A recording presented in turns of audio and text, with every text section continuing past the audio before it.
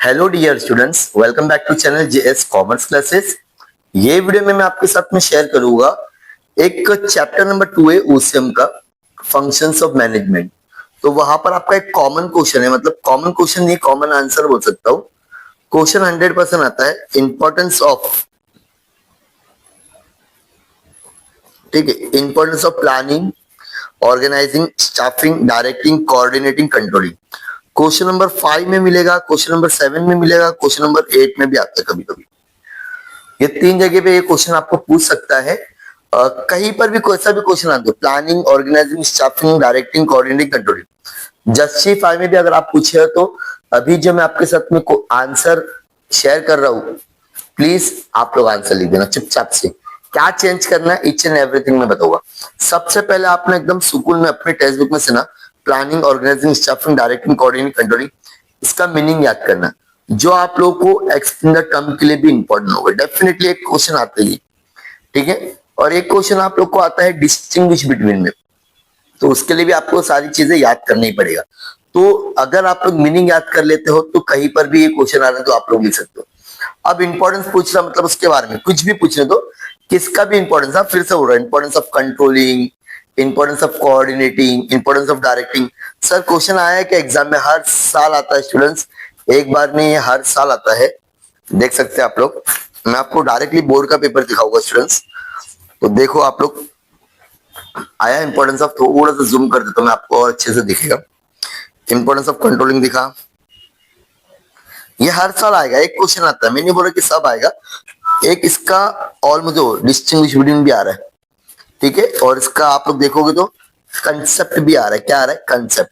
तो ये चैप्टर आप लोग के लिए बहुत इंपॉर्टेंट है। अब लिखना क्या है, चलो स्टार्ट करते हैं हम लोग।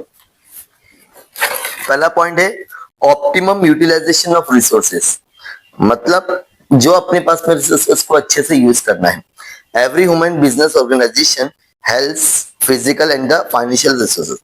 देखो कोई भी बिजनेस करोगे तुमको फिजिकल भी लगेगा, पैसा भी लगेगा।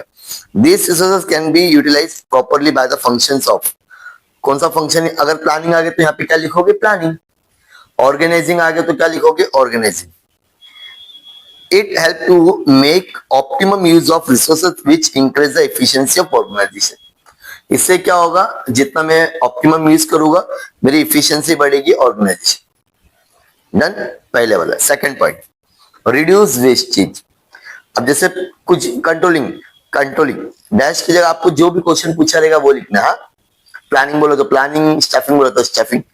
enables to reduce the wastage of resource in the organization. Employee take care to reduce or eliminate the wastage. Reduction in the wastage helps the organization to achieve the better result. जो भी मैं functions में apply कर रहा हूँ, जैसे कि planning, planning करने से क्या होगा, एम्प्लॉय को पहले से पता है क्या करना है, कैसे करना है, तो रिड्यूस कम करेगा या इलिमिनेट कर देगा, जिससे ऑर्गेनाइजेशन क्या होगा, रिजल्ट अच्छा मिलेगा। डन, ये तो आप लोग का second point. Next, enhance efficiency. Efficiency refer to the better performance. Efficiency मतलब होता है अच्छा performance and higher income of the organisation. अब अगर प्लानिंग आया, प्लानिंग में कि ऑप्टिमम यूटिलाइजेशन, जिस अगर मैं ऑप्टिमम यूटिलाइजेशन करूंगा तो कहीं ना कहीं तो मेरा खर्चा भी क्या होगा, बचेगा। राइट और wrong, sir right. And thereby reduce the expenditure in the business, मतलब मेरा ऑप्टिमम रिसोर्सेज यूज हो रहा है तो कहीं ना कहीं तो मेरी इफिशियंसी क्या हो जाएगी, बढ़ जाएगी। ये था आपका third point. Next, facilitate growth and the expansion.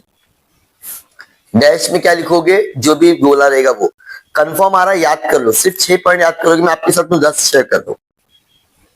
Facilitate growth and expansion of the organisation and helps to its reach achieve the desired result of the company, thereby contribute to the growth and expansion of the. दो तुम कुछ भी करो, जैसे staffing अच्छे से करोगे तो तुम्हारा बिजनेस का ग्रोथ एक्सपांशन होगा, जिससे तुम अपने डिजायर रिजल्ट को क्या करोगे, अचीव करोगे, और अपने बिजनेस का क्या होगा, एक्सपांशन होगा और ग्रोथ होगा।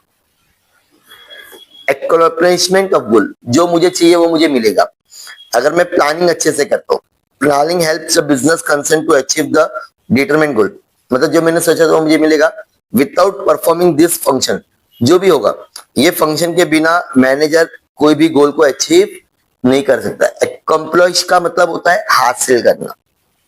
कॉर्पोरेट इमेज, हेल्प्स टू, कुछ भी रहेगा, जैसे अगर आ गया controlling, controlling helps to build the repetition of the goodwill organisation in the minds of employees, shareholder, customer, it's because the improve the efficiency.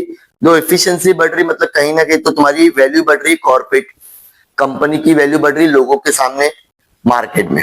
Then sudden next better result. Dash enables the develop to better relation throughout the organization. It helps to develop the better relation between the superior and the subordinate, between the various department, section and coordination. ये point भी आप लोग सब में लिख सकते हैं, because result अच्छा आएगा, रिलेशन अच्छा मिलेगा। मोटिवेट सबऑर्डिनेट, जो भी आपके पास में काम कर रहा है सबऑर्डिनेट, उसको अच्छे से मोटिवेट करो। प्लानिंग समझो, staffing, facilitate motivate of the subordinate are motivated by the superior. देखो जो भी आपका बॉस होगा वही आपको मोटिवेट करेगा। By the delegation of authority in the providing them monetary, उनको थोड़ा बहुत आजादी भी दे दो और उनको मॉनिटरी एंड नॉन मॉनिटरी मतलब पैसा देके या उनको थोड़ा सर्टिफिकेट देके क्या करोगे आप लोग, खुश करोगे। Development of team spirit, dash में क्या लिखोगे जो क्वेश्चन रहेगा। Develop teams spirit in the organisation, team spirit bring the utility in the organisation which is considered as the key to success. It helps your organization to achieve the success. ये point याद करो आप लोग, ठीक है। Encourage initiative, शुरुआत करना। Effective planning, effective directing, effective coordinating, जो भी बोला है वो लिखना है। मतलब इनिशिएटिव मतलब शुरुआत करने के लिए आसानी होती है। Encourage the subordinate to take initiative. Subordinate may come up with a new ideas. They may provide the effective suggestion. Active participation of subordinate improve the efficiency of organization, which has also enables to face the competition. कितना easy point था, ये पूरा की पूरा PDF में आपको दे दूंगा students, आपको जस्ट मेरे टेलीग्राम पे ज्वाइन हो जाना है, ठीक है। और पॉइंट्स याद, ये क्वेश्चन याद रहेगा ना, importance of planning, organising, staffing, direction, coordinating, कुछ भी आने तो आपको यही लिखना है, ठीक है। Please share this video with your friends. जिसको भी अगर इसका पूरा पीडीएफ चाहिए प्लीज आप मेरे टेलीग्राम पे जुड़ सकते हैं। Thank you so much.